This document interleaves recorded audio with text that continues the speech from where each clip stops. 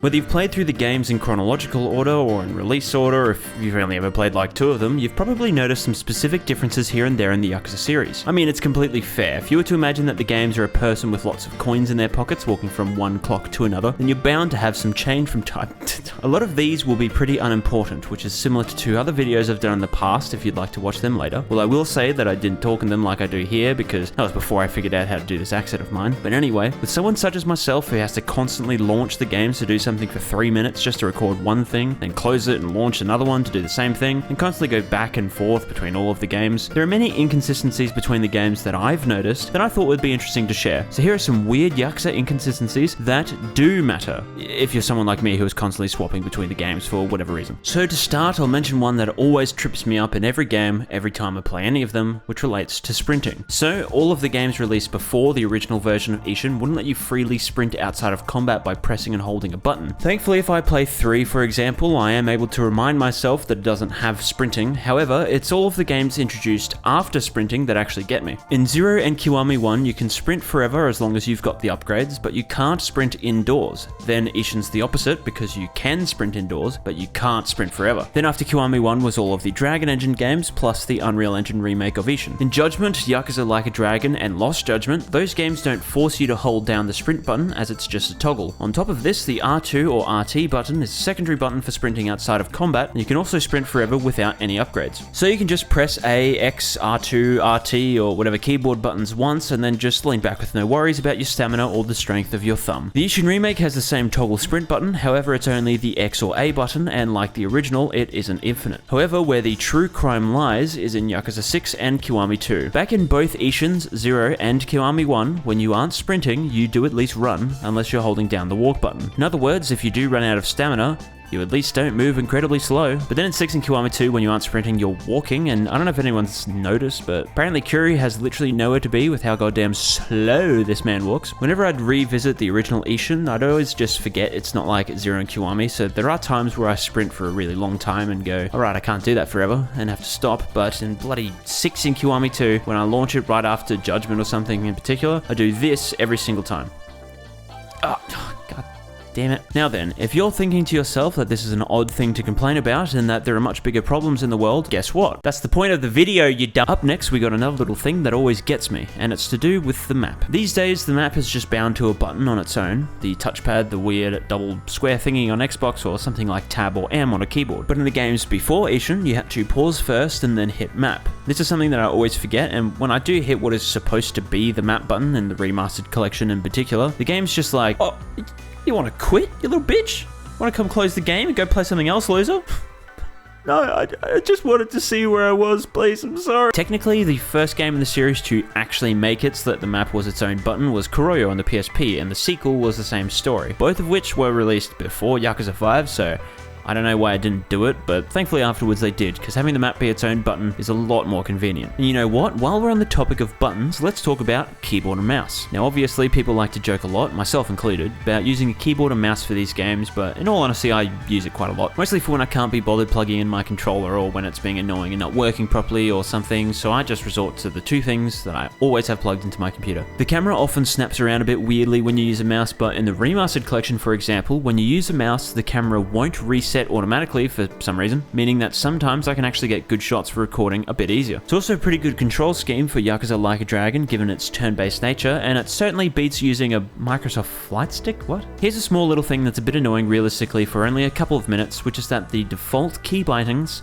are not consistent between all of the games. For example, sometimes the fighting stance button might be the middle mouse button, or it might be shift or whatever, I don't know, but that's fine because you can always go through and change them so that they are consistent. There is one thing, however, that I refuse to ever forgive anyone over at Sega or RGG Studio for, and it's something that completely boggles my mind. In the Ishin remake, who the fuck made the pause button M? Yeah, you know, what's commonly the map button, but it isn't the map button in this because like I said earlier, map and pause are different from one another, so why M? You could have made it the escape key like, I don't know, every game on PC like ever to exist. You know, for example, all of the same games in this very series. Oh, hey mate, calm down, you know, you can just rebind the buttons like you're saying earlier, you know, it's all good mate. Except it isn't, because when you hit escape to bind the button to escape, it just closes out of the keybind if it... Who did this? Now with that out of the way, let's talk about some things you'd actually see on the map. Prior to, again, the original Ishin, you couldn't save anywhere you wanted. But also, once again, the actual first game to introduce saving anywhere was Kuroyo 2 on the PSP, but in Kuroyo 2, considering you could save anywhere you wanted, save points were completely scrapped. But in the original Ishin and Kiwami 1, as it wasn't a feature in 0, save points still existed and could be used in both games as item boxes, with save points in Ishin serving an additional purpose of allowing you to pray for some virtue, exactly like how it behaves in the remake. But now you just can't save at them. Yakuza 6 and onwards then completely got rid of them, with a couple of games reserving something else to act as an item box if need be, which really you don't, given how much larger your inventory is from 6 and onwards anyway. A problem, however, with the save points in some of the earlier games is the massive distance between some of them. For example, if you're towards the south end of Kamurocho, you kinda have to go all the way to Pink Street or to the Millennium Tower just to save or just to access your item box or something like that. They're always in really inconvenient places, which is why it's kind of annoying that in something like Kiwami 1, for example, where the save points are is really well done, but you can just save anywhere anyway, so what's the point? On the topic of specific points in the map, as you might be aware, the Yakuza games have a fast travel system in the form of the taxis, which is quite a clever way to go about it. As of Yakuza 6, the spots the taxis take you to are plentiful, and as of Yakuza Like a Dragon, you can call a taxi from wherever you are on the map and go to whichever predetermined spot you want. Although, there is a pretty annoying exception, being that you can't do it while in Seiryu High School and you have to run to the front door every time. But anyway, it's useful just for anyone playing the games, but it's especially useful for me when I just need to go to one corner and once again record something for like 30 seconds, then close the game again. Although, much like save points in the older games, where the taxis were and where they took you was just a massive pain in the clock, because you couldn't sprint, and with something like Yakuza 5 in particular, there were constant enemy encounters that just slowed you down so much. And I mean, again, in Yakuza 5, you had curious little townies in where they just apparently couldn't fit like 2 taxi spots just anywhere on the map. Then there's another thing with taxis that actually isn't a real issue, but I just thought I'd say it anyway because it's interesting. Considering the comparative costs of a taxi fare against how much money one enemy encounter might give you, using a taxi will realistically never break the bank. It can happen, but they're quite cheap. However, I've always noticed that the games constantly change around the price of taxis. They're always a flat rate, so it's not like in GTA where the game will actually track how far you've gone to adjust the price, but when you go from one game to another, it's kind of like they just pick a random number and set the price to that. I don't know if it's based on some sort of real-world analytical data on the price of taxis, or it's inflation or something, I don't know, but the truly most bizarre thing with taxi prices is in Like a Dragon. I don't care if it has some perfectly explainable reason, but I always notice that the most expensive taxi fares are in Yokohama, the second most expensive fares are in Sotenbori, and the cheapest fares are in Kamurocho. I bring that up because why, from a game design perspective, would they make them the most expensive in the first area of the game where you're most likely to have the least amount of money, then as you progress they get cheaper? I mean, it's like $5 compared to your 60 million you've got in your pocket, but it's just weird. You can't even say it's a size thing too, because while Yokohama is the biggest of the 3 maps, Sotenbori somehow is more expensive than Kamurocho. So, I don't know. Anyway, we're still going to be discussing the map, but this time it's with the shops and other places to spend your bucks. First of all, there's some things that just happen from time to time, like the stock of a shop changing, the items on a menu at a restaurant changing, or other things that'll happen like certain licensed places disappearing like Don Quixote. But for the most part, you get the feel for where things are over time, meaning that if you need to stock up or heal, your brain will know where to go. So what that means for me is that I come over here a lot to go to the convenience store, except it wasn't there until Yakuza 6. In fact, before Yakuza 6, there was only one single restaurant on the entire north half of Kamurocho, being the iconic and beloved Kanrai. So it was either Kanrai, that M store, or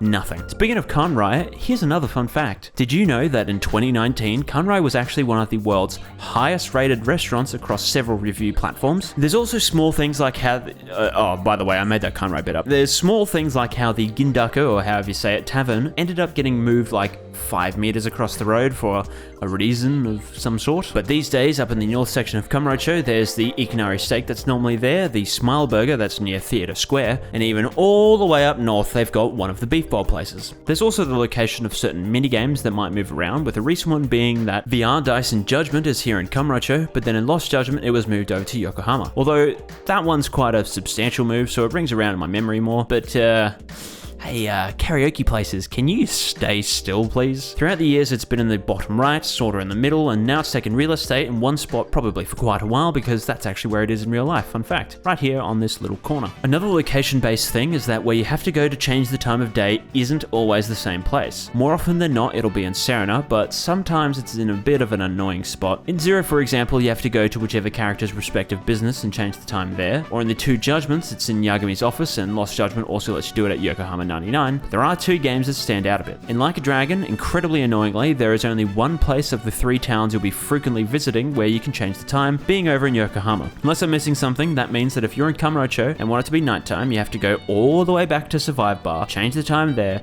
then head all the way back to Kamurocho instead of just being able to do it at Serena. Considering the size of Sotenbori and also they can call a cab anywhere in that game, it's not as bad if you want to come back to that place at night. However, in Yakuza 3, there was a time recently where my mind was so boggled that I honestly had to look it up online because I forgot where to go. I mean, more often than not, if there's some sort of area that the game kind of tells you is a safe space, you can change the time of day there, again, such as Serena or a spot like Kiryu's apartment in Yakuza 6. So you'd probably think then that either Serena or the orphanage would be the place to go, right? Wrong. You see, it's at the orphanage, but you don't go and click on some bed sheets or walk into the little room you've got. No.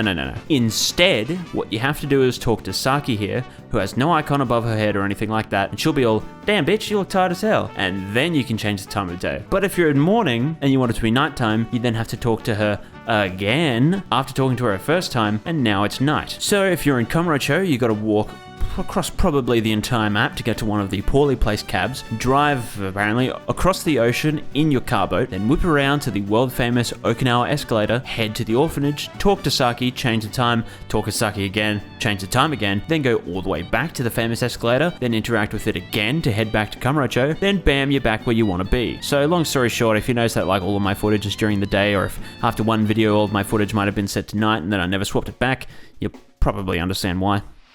Now that all of my exploration related points have been addressed, it's time to start some combat ones. I'll start by mentioning how it's a bit annoying that most of the games don't let you see any enemies on the map or minimap. This is because it either isn't at all an option like in Kiwami 1 or some of the older games, or because it's an item you have to equip like in Zero, or it's because it's an ability you have to purchase like in Judgment. This is another thing that always gets me because in the games where you can't see enemy encounters, I'll often run straight into them when I don't want to, or I just won't be able to find any at all. I play without the HUD a lot too, so being able to open the full map and seeing the enemy icons on there is also something that I'm quite grateful for. Here's another thing, and it's something that I can only say is an exact fact in a couple of the games. Where the enemy groups spawn outside of combat, I'm pretty sure, is all in predetermined spots, meaning that if you head to Theatre Square, a lot of the time you might get an enemy group just hanging out south of the big square area, for example. Now then, with the factual evidence that I have, I know that in Yokohama, which so far is only in Like a Dragon and Lost Judgment, the enemies all do spawn in certain spots and have their own little routes they'll walk back and forth in. In the other games, I think, an enemy group won't always spawn in every spot, every time. However, if you ever come down to this street in particular, all the way down south in Yokohama, there will always